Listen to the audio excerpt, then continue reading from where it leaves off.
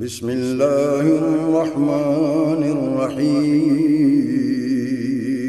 شروع اللہ کے نام سے جو بڑا مہربان نہایت رحم والا ہے۔ ایک مرتبہ سلطان غیاث الدین بلبن نے ایک قلعہ پر چڑھائی کی۔ دشمن نے قلعہ بند ہو کر نہایت بے جگری سے مقابلہ کیا اور قلعہ پر قابض ہونے کی تمام شاہی کوششیں ناکام بنا دی۔ بادشاہ محاصرہ کی طوالت سے اکتا گیا۔ اسی دوران میں ایک رات سخت طوفان و باد و باران آیا۔ اس سے شاہی فوج کے بیشتر خیمے گر پڑے اور جگہ جگہ پانی بھر گیا۔ ہوا کے جھڑک اور موسلا دھار بارش کی وجہ سے تمام خیموں میں آگ تو بجھ گئی، لیکن ادھر سردی کی وہ شدت ہوئی کہ رگوں میں خون منجمد ہو گیا۔ اس حالت میں بادشاہ کا خادم خاص یاسقا بادشاہ کے لیے وضو کا پانی گرم کرنے کے لیے آگ کی تلاش میں نکلا۔ اسے دور ایک جگہ پر روشنی نظر آئی۔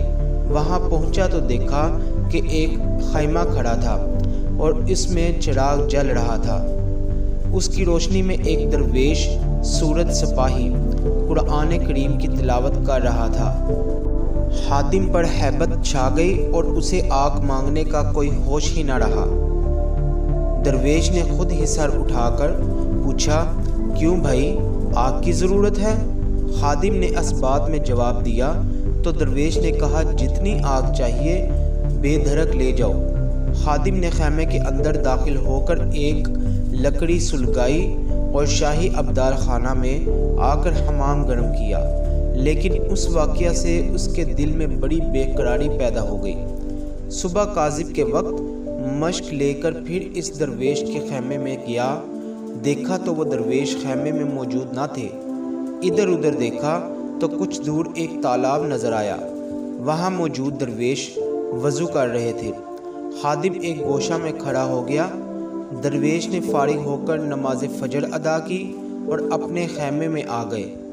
خادم اب تالاب پر پہنچا تو دیکھا کہ جس جگہ درویش نے وضو کیا تھا وہاں کا پانی گرم تھا، حالانکہ سردی کی شدت سے ارد گرد کا پانی جم گیا تھا۔ خادم نے اسی جگہ سے اپنی مشق میں پانی بھرا اور ابدال خانے لے گیا اور اپنی عقل سے معلوم کر لیا کہ یہ سب اسی درویش کی عظمت و برکت کے سبب سے ہوا ہے، لیکن اس راز کو اپنے دل میں ہی رکھا۔ دوسرے دن نماز فجر سے کچھ دیر پہلے تالاب پر پہنچا اور پانی کو دیکھا کہ وہ جمع ہوا ہے۔ وہ ایک درخت کے پیچھے چھپ کر بیٹھ گیا۔ اتنے میں وہ درویش تالاب پر آئے اور اس کے کنارے پر ایک جگہ بیٹھ گئے۔ ان کے سامنے پانی نے اسی وقت جوش مارا۔ انہوں نے وضو کیا اور تشریف لے گئے۔ خادم نے وہاں سے پانی کی مشق بھری اور سیدھا سلطان کی خدمت میں حاضر ہوا۔ سلطان اسی وقت دربار عام میں بیٹھا ہوا تھا۔ خادم نے دست بستہ عرض کی کہ حضور، اگر میرے ایک راز کو خلوت میں سنے تو آپ کی گوش گزار کروں۔ سلطان نے خلوت میں جا کر اس کو اپنی بات کہنے کا موقع دیا۔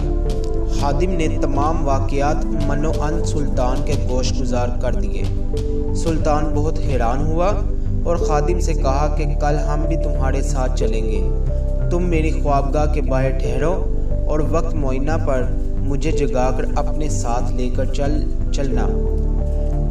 جب رات ہوئی تو سلطان خوابگاہ میں چلا گیا اور دروازے کی چابی خادم کے حوالے کر دی۔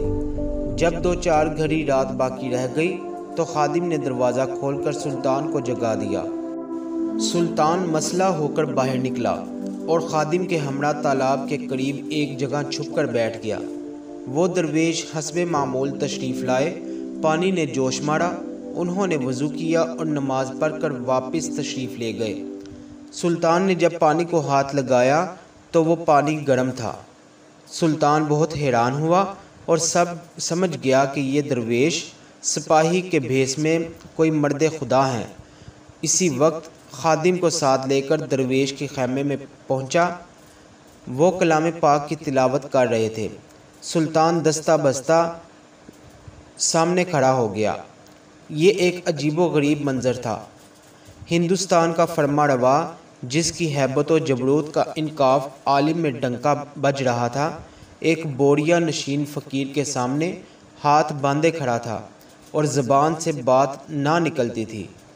درویش تلاوت سے فارغ ہوئے تو ان کی نظر سلطان پر پڑی، تعظیم کے لیے اٹھے اور سلام کیا۔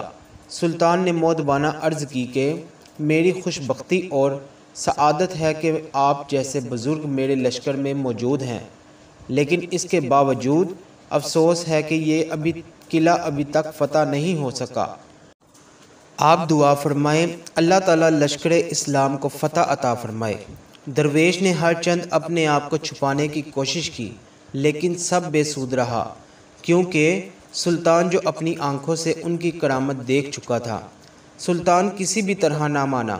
آخر کار درویش نے دعا کے لیے ہاتھ اٹھائے اور سورہ فاتحہ پڑھ کر فرمایا، اسی وقت قلعہ پر حملہ کرو، اللہ تعالیٰ فتح و نصرت عطا فرمائے گا۔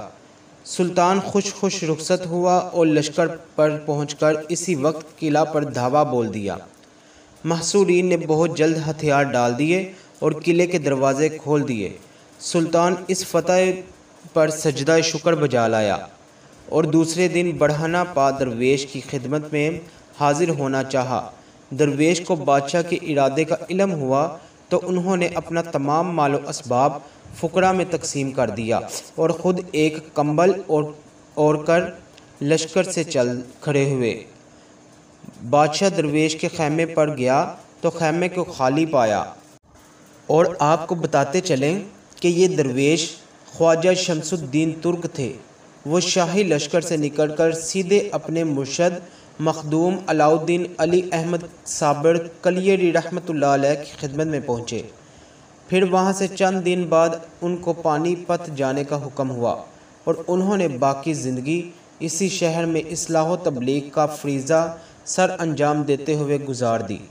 سبحان اللہ۔ حاصل یہ ہوا، یقیناً مسلمانوں میں ایسے عظیم بزرگ بھی گزرے ہیں، بے شک وہ عظیم لوگ تھے، لیکن سوچنے کی بات یہ ہے کہ یہ لوگ عظیم کیسے بنے؟ اس کا واضح جواب یہی ہے کہ انہوں نے تقوی اختیار کیا اور منچاہی زندگی چھوڑ کر اللہ کے حکم پر زندگی گزاری۔ چنانچہ اگر آج بھی ہم تقوی کو اختیار کر لیں تو یقیناً ہم بھی کامیاب ہو سکتے ہیں۔ دعا ہے کہ اللہ تعالی ہم سب کو اس واقعہ سے سبق حاصل کر کے متقی بننے کی توفیق عطا فرمائے۔ آمین یا رب العالمین۔